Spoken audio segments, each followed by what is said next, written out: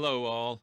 Thank you for tuning into this episode of the Smarter Business Podcast. If you missed the live stream version, you missed me completely botch this intro to episode 44, featuring Todd Clouser of Refine Labs. This episode is titled TikTok for Business 101, and that's exactly what we talk about. If you like the content today, like, subscribe, tell your friends about this episode. I would like to introduce Todd Clouser of Refine Labs. We are going to talk TikTok today. Todd, it's great to have you. Sorry for the botched intro and sorry to everybody else out there. The rest of the episode will run smoothly. So, Todd, thanks for coming out. Thanks for having me.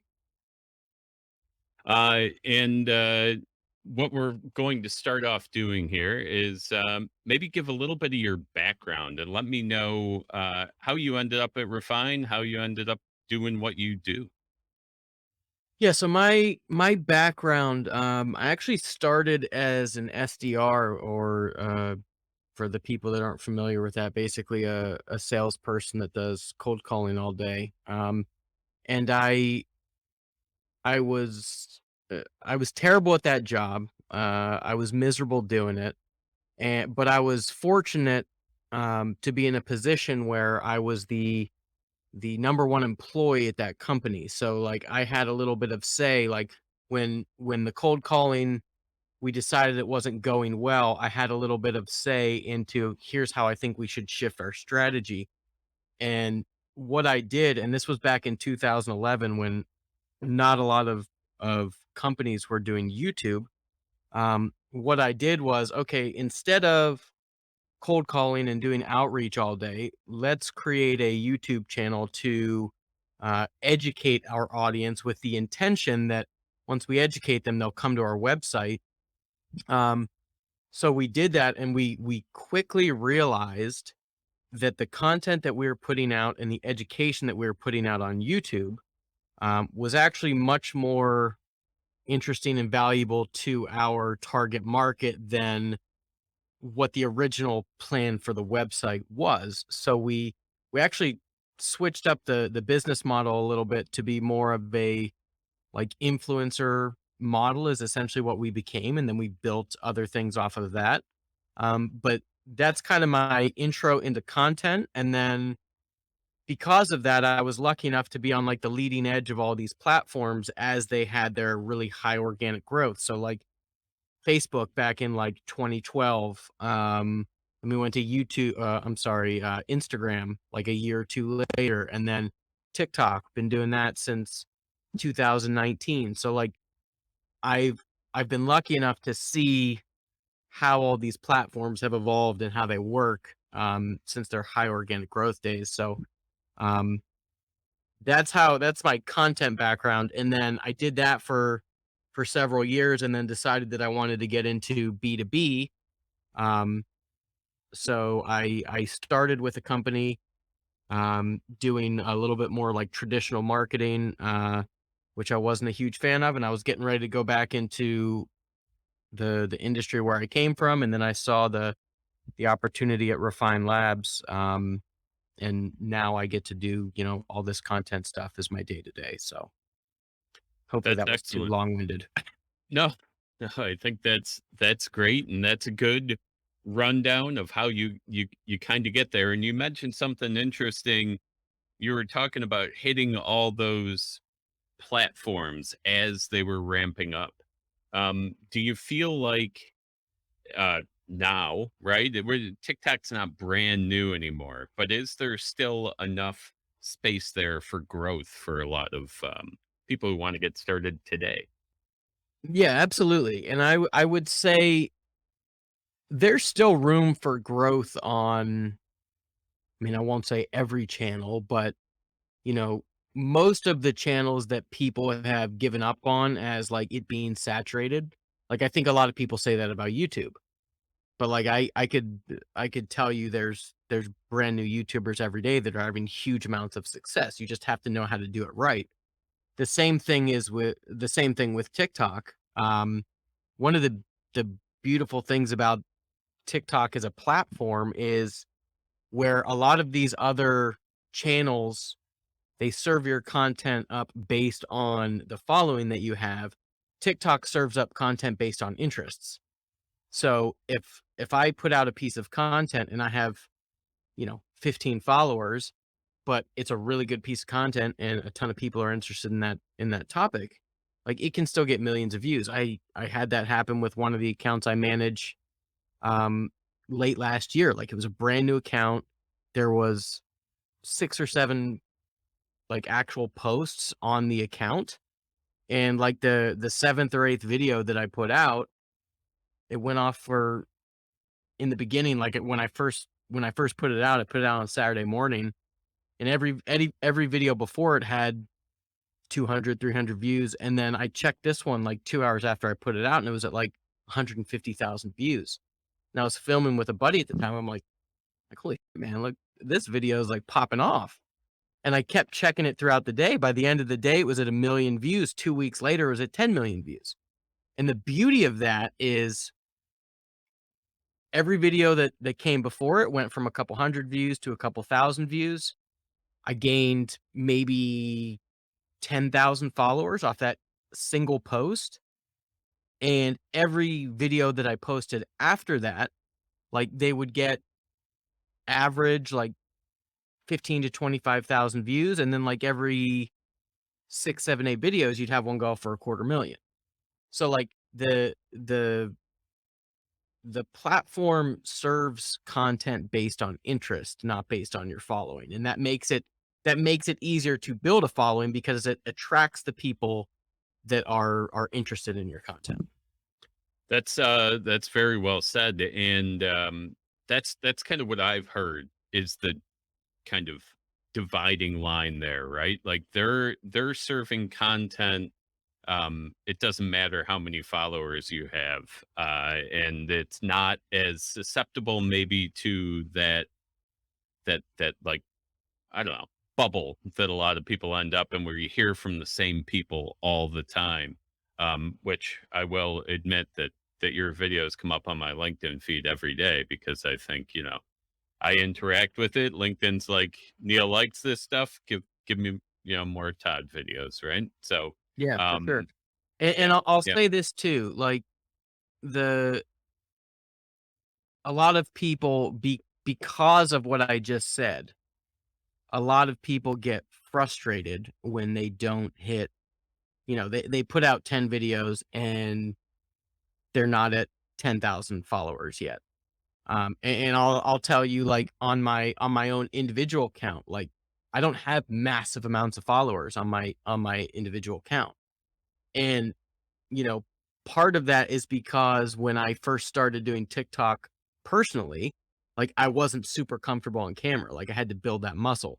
So in the beginning, I basically started out kind of regurgitating my LinkedIn text posts. And then eventually, like once I got comfortable enough, once I started getting feedback that people liked the content, even though the delivery was trash, they liked the content.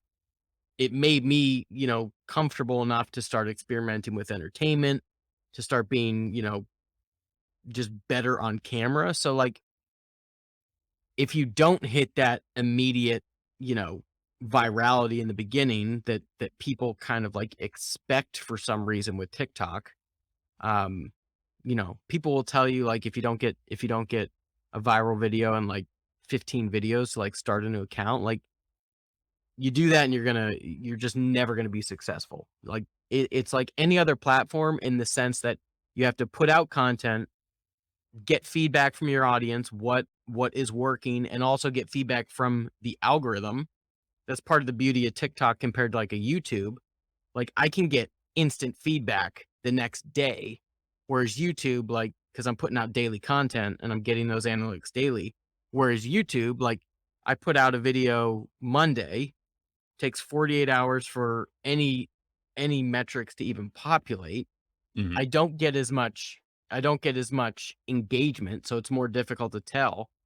And if I want to, because of the nature of the long form video, if I want to test something new, it takes me a week to 2 weeks to try something new and get the feedback on that.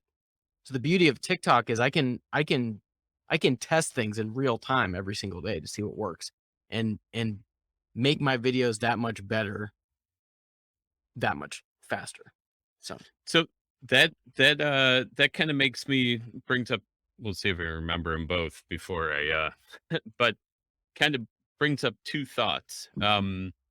So is that what drives? Because I've looked at your channel in preparation for this talk, and I've seen a lot of your content come online, and repost a lot of it through LinkedIn, and you've got a few different kind of threads, right? A few different looks, almost series of videos.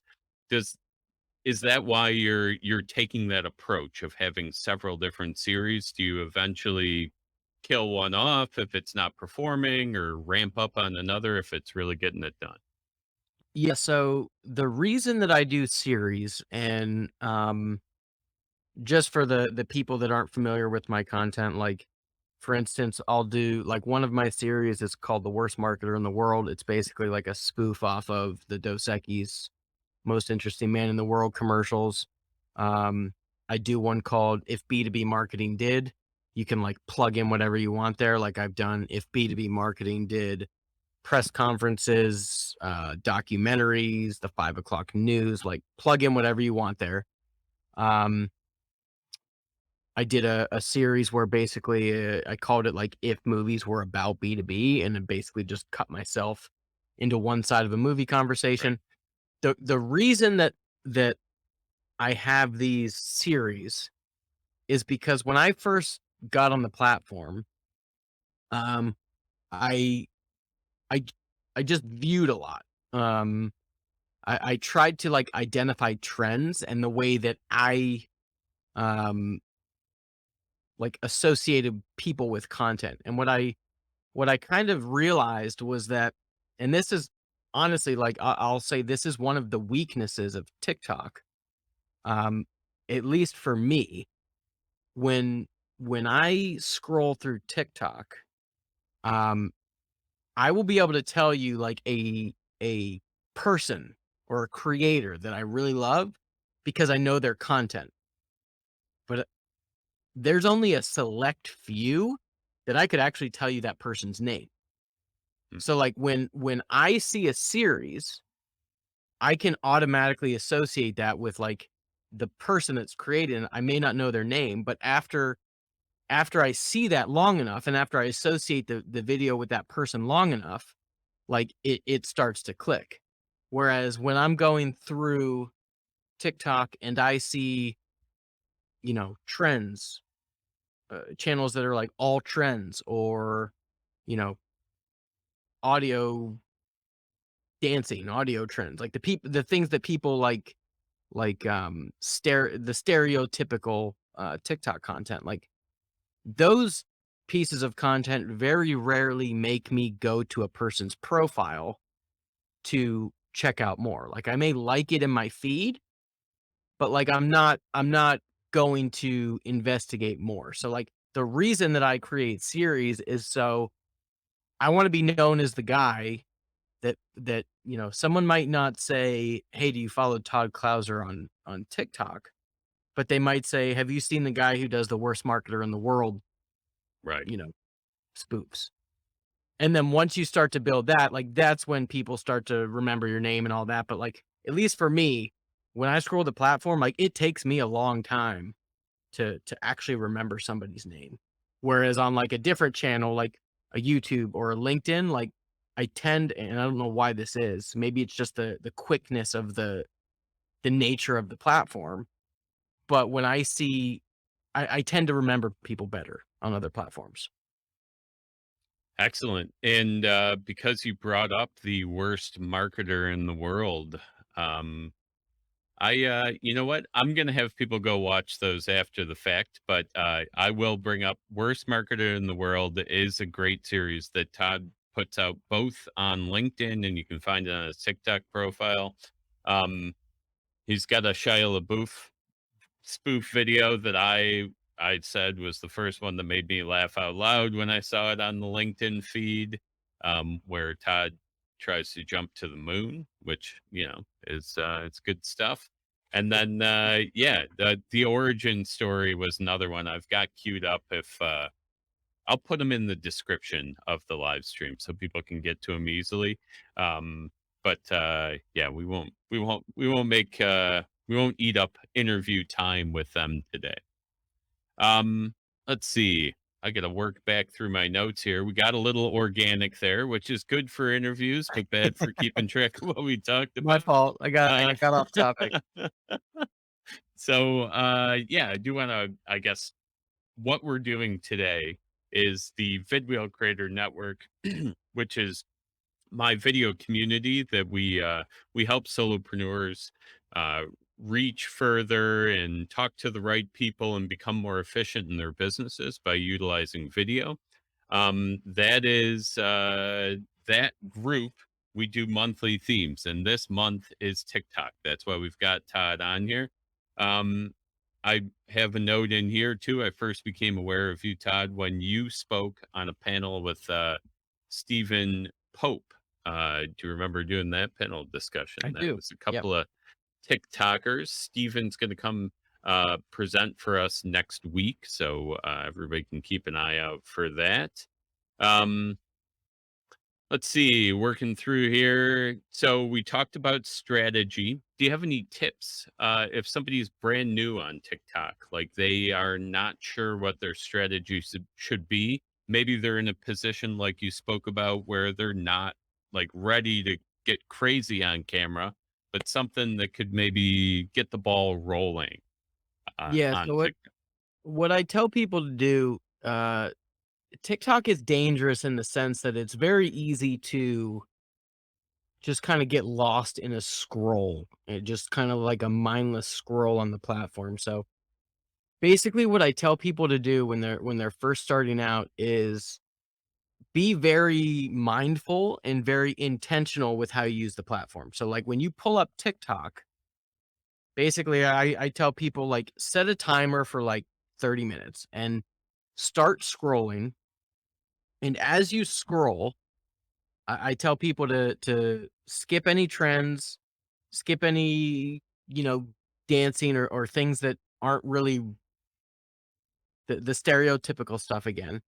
And any time that you come across like a really good piece of original content, and specifically a longer piece of original content that just by the time you finish watching it, like you're not bored and you may even watch it again. Like that's the stuff you want to look for. Whether it's in your niche or not. Like I don't care if it's the specific topic you're looking for, but once you find a piece of content like that keeps you fully engaged, I want you to go to that person's actual profile. And once you go to the person's profile, like there's a couple things I want you to do. Before you look at any of their other content, I tell people to do like a macro audit of that person's channel. So if you have the ability, oh, well, let me step back a little bit. So when you're doing this macro audit, basically I want you to look at a couple things, like scroll through their entire library. Are they doing series like we just talked about? Like this is how that unlock came to me. Are they doing series? Like which series are performing well? Are they doing like multiple part episodes or episodic content where it's not like the difference being a series would be something like The Worst Marketer in the World, where like you don't have to watch part one to find part two interesting. Whereas like episodic content, like, you know, if you know, it's like the to be continued thing, right? Right. So are they doing those sorts of things? Once you kind of do this audit, and generally you can figure that stuff out based on like thumbnails. Like you won't have to actually watch any of the content at that point. Once you figure some of those things out, you can actually go into the content. And I like to start like at the very beginning, depending on how much content they have that may not be realistic, but like I like to go back at least a month or two and work my way back up. And basically what you're looking for as you watch the content is the things that keep you engaged through their content. And again, this isn't don't think of this as like even from a content level or like a niche level. Think of this as about like what are they doing that gets you from point A to point B? So it could be I've seen a lot of people like use transitions. I've seen people do that are really effective using like voiceover. I've seen people that, are they just they take a lot of different scenes. Like there's small little things. Did I cut it out? Yeah, for a moment, we got you back. Okay.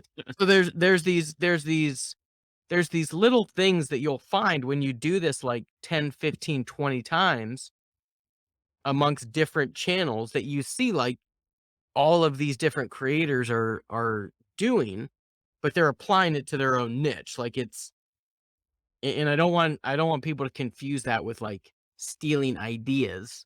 And they're just like if you think about trends, people will steal the piece of audio and then like put type over the audio that relates to their niche. Like that's not what I'm talking about. There's different little tactics that keep you engaged in the video. And when you start watching all these different creators that make original content, you'll figure out like those different things that keep you engaged. And then those are the things that you can take into your own, videos that aren't just you stealing other people's ideas and regurgitating them into your niche. Right. Some of the more technical pieces, which that's a great way to do it.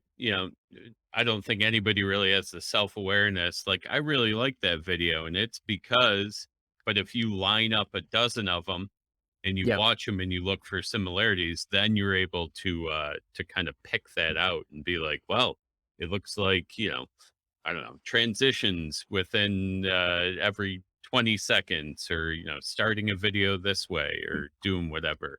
Uh, Yeah, and like you'll hear it's not apparent at all when you watch most of the time when you watch a single video. So like you'll like something and you'll go watch it and you'll be like, well, they're just entertaining or they're just good. But then when you start to, like you said, you know, do this amongst 10, 15, 20, 30 channels, you start to realize like instinctively what people are doing. And it's not that they're just like super entertaining or really good. I mean, the content has to be good, but they have different methods of getting you through that content. And like there's a lot of things that have become very apparent that people use to a point where like I wouldn't even call them that effective anymore because like everybody is onto it. But like I'll use the example of like it used to be like a very big thing. It still may be like I sometimes do it like if it just falls into place. But like it used to be very people would be very intentional about like looping their videos. So like the beginning of the video, like seamlessly loop back in with like the video and the audio back into the beginning of the video. So yeah. like the viewer didn't know when the video ended, which is like you realize when you start hearing the same thing again that it's over. But like Right. people were, I mean, that was like one of the things that people found early on was effective. Like, is that Yeah. still effective? I don't personally think so. Maybe for some it is, but those are the types of things that you can find when you start, looking at multiple channels. And so, from a technical aspect, let's just say somebody's using that technique and it loops, and you get, I don't know, say 5 seconds into the second run of the video before you're like, wait, I already saw this. And you move on. Does that second kind of loop through count as a view and affect the interaction, or any of those other bonuses that TikTok is using to determine whether it's a good Yes, I piece mean or not? you want people to get through the entire video. There's two metrics that I always focus on. One is, and this comes from back in my YouTube days. To me, the most effective metric that I can look at is total watch time. So like even though TikTok doesn't give you like a retention graph like YouTube does. So like I can't see like certain spots where people are falling off. What I can do is I can see like total viewers, total minutes watched, and like average watch time, and I can figure out like where most people make it to. So like for me, that's an important metric. Um, but yeah, the goal in this is any content platform. Like your goal is to get them to stay on platform as long as you can on your specific content.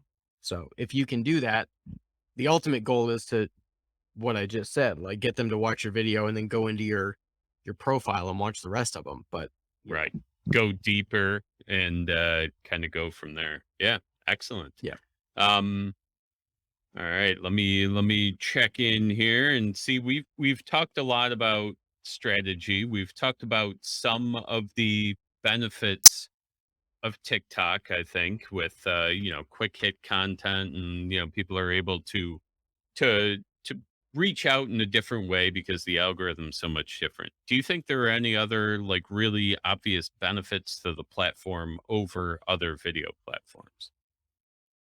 I think the beauty of TikTok right now is that every other platform out there sees how well this is working and they're all trying to copy. So where and I tell this a lot to like individual contributors on teams, the kind of tried and true method for content distribution is take one long form piece of audio or video and then chop it up so you can release it on multiple platforms.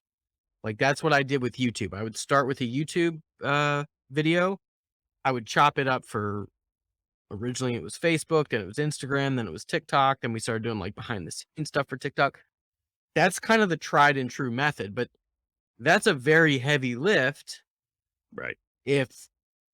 if one, like, it's not part of my normal day job, or even if it is part of my normal day job, like, and I don't know how to, I may be the subject matter expert, but I don't know how to edit or do any of that stuff. Or I may be an editor or a videographer, but I'm not the subject matter expert. So like Right. it becomes a task that requires multiple people. Whereas TikTok, I can go on TikTok every single day and create multiple pieces of content if I want. And like I said before, get real-time feedback from my audience. Whereas before, I'm creating long form content that I have to break up. So like Right. it takes me that much longer to do it. And now I can repurpose all of that content to every other platform because vertical video, just about every other platform has a vertical video a short form vertical video feature. And Right. even the ones that don't, like LinkedIn, like vertical video still performs extremely well because like when you're scrolling through LinkedIn, it's like text post, poll, photo, you get a vertical video, all those other things, which generally are like, you get what I call text post fatigue. It's like you read the first couple, then you start skimming, then you just like it if you see the person that wrote it, it's someone that you like. And then Yeah. you just kind of start like doing this endless scroll. And then you see a vertical video and you stop because either one, you think it's a TikTok and TikToks are entertaining. So I'm going to stop and watch it. Right. Or two, like it's vertical. So like there's an authenticity that comes with vertical video that doesn't even come with other forms of video like vertical or like horizontal or square. Yeah. So like vertical video just performs well on these other platforms. And TikTok gives you the ability, like, I don't need to be an editor. Like if I'm just like some random person that knows nothing about editing, I can get on TikTok, I can do all my edits in the app, and I can distribute everywhere because they make it extremely easy to download your videos.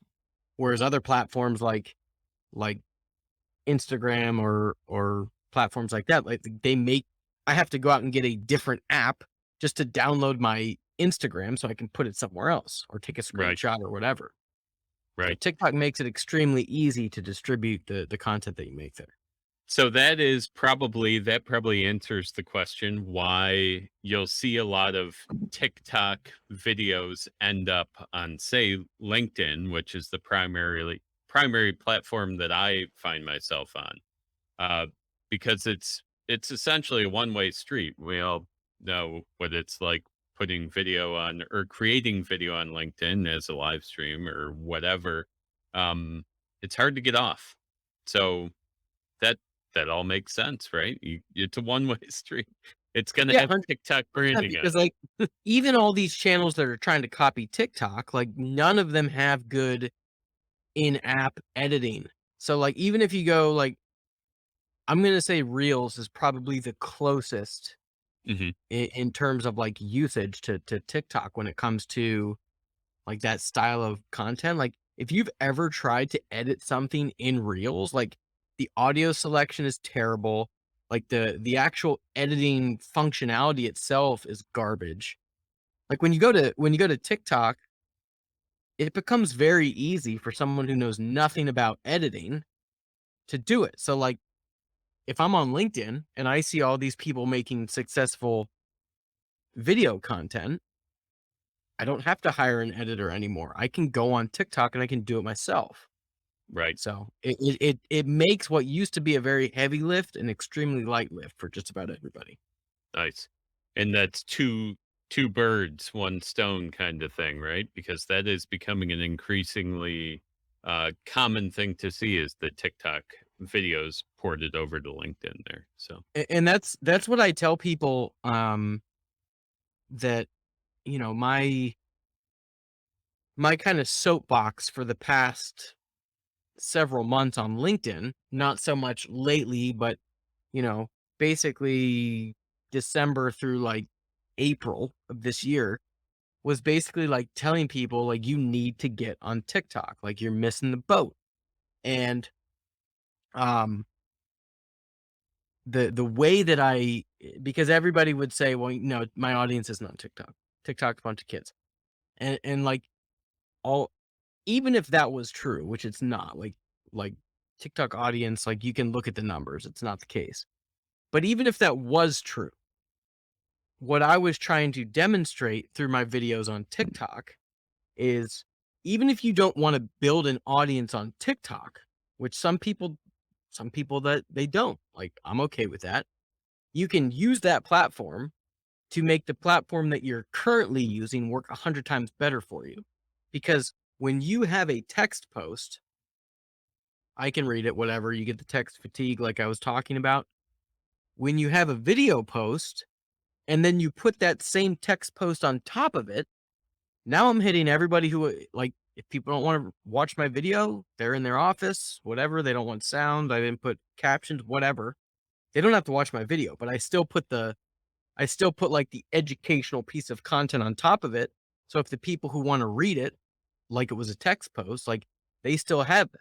mhm. But the people like me who just like I just get so burnt out on reading text posts on LinkedIn, like, I would rather watch the video.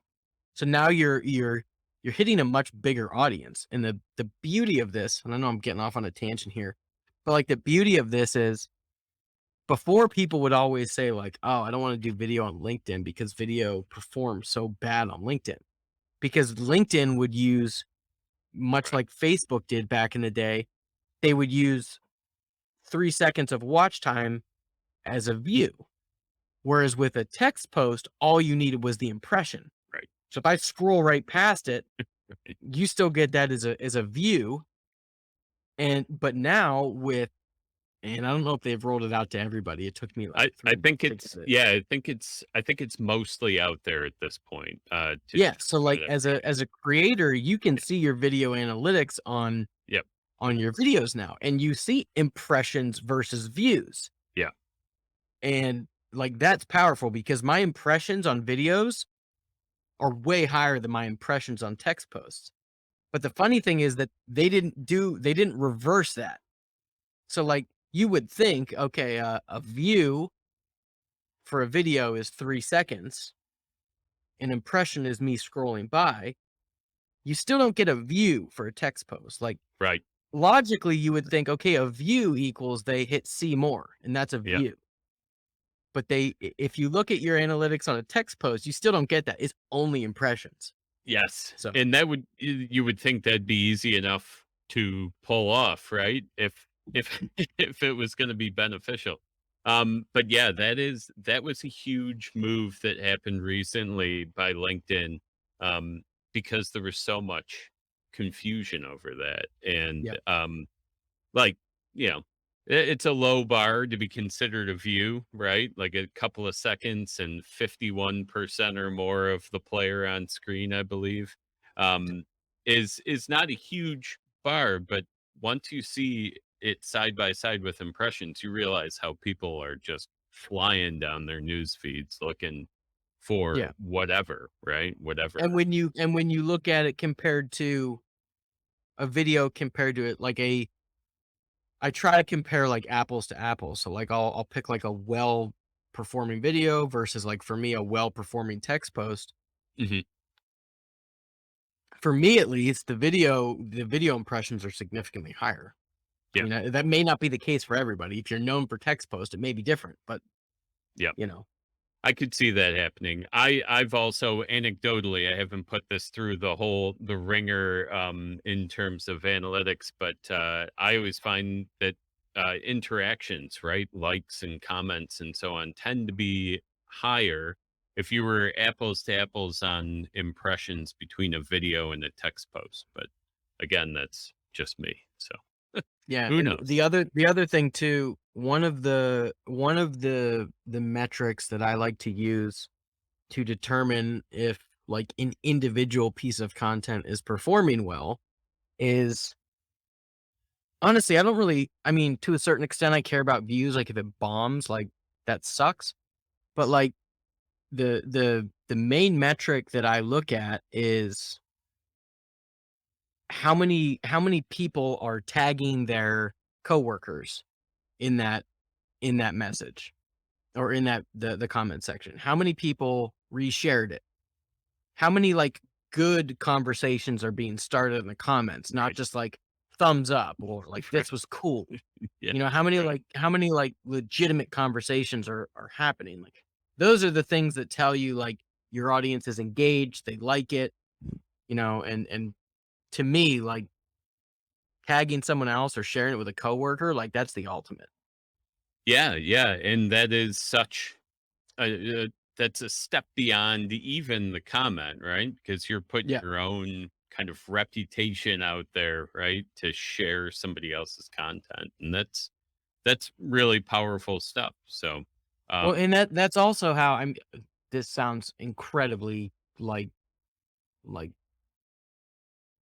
obvious, but like when people tag their coworkers, that's how the content performs so well. Like my best ever performing post on LinkedIn was a TikTok that I repurposed there. mhm, And the reason that it performed so well, or one of the reasons it performed so well, is because it had like close to 500 shares. yeah, That's 500 people like telling all their network, and then you look in the comments and there's I don't know, there was like 800 comments or something, and like a quarter of them are just like people tagging like 3 to 5 of their coworkers. Like that's how, your content gets more eyeballs on it. oh yeah, yeah, and that breaks out of that whole first circle, kind of consumption that happens so much on LinkedIn, right? The first level connections get so much more of your content and breaking out anyway, and that's a great way to do it is so important. What, do you remember what video that was? Yeah, that one was called "If Sales and Marketing Were a Married Couple." Okay. I'll find that and put that in, the description after the fact here too. Now, I do wanna be respectful of your time. We already rolled through quite a bit of our allotted time, so I'm gonna move right on to we've got one question that I kinda use as a way to tie together every episode of this podcast. It's called the Smarter Business Podcast. What is one thing that you've done for your business or a client's business that has made them smarter or made their business smarter? And it can be Um, TikTok. I mean, yeah, TikTok would be the obvious one. I'm going to, because I know there was also the book question on here that we Sure. talked about earlier. So, and this actually played like um a huge role in like my YouTube success. So when there's a book out there called Primal Branding by Patrick Hanlon, and it basically teaches you through like, I think it's a 7-step, or not even 7-step process. There's just like 7 things Mhm. um that teach you how to turn casual viewers into like diehard fans of your brand. And I think when I started doing YouTube, it took me like 5 years to get to 50,000 subscribers. Like it was a slow burn in the beginning. And then I read that book and like it just kind of clicked. Like there's a lot of these things that we could be doing that we're leaving on the table. And after I read it, I had my subject matter expert read it, so we were both on the same page. And then like we both just started coming up with these ideas. And after that, we doubled every single year until I left, which um I left when we were right around like 700,000 subscribers. So like I would say anybody who's trying to build a community or build like diehard fans for your brand, like it's definitely worth the read. Very cool. Primal branding. Awesome. I'll find that and put it in the notes too.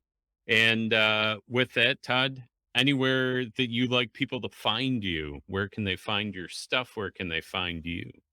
Yeah. Todd Clouser on TikTok, Todd Clouser on LinkedIn. Those are my two main channels.